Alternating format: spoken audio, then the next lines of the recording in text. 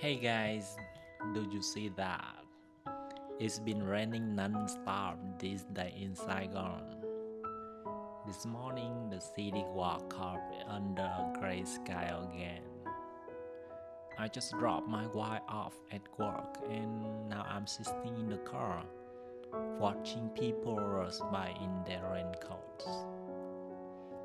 The rain keeps falling outside, soft but steady, dropping the streets in the gentle sound.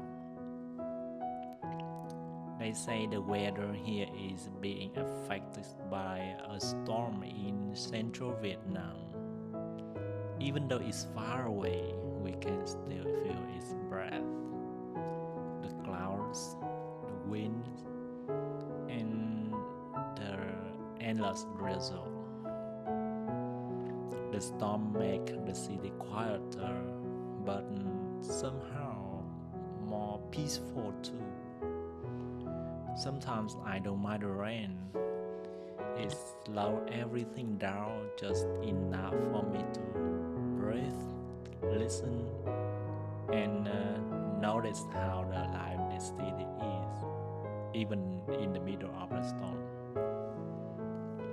Thanks for spending this rainy morning with me. Stay dry, stay cozy,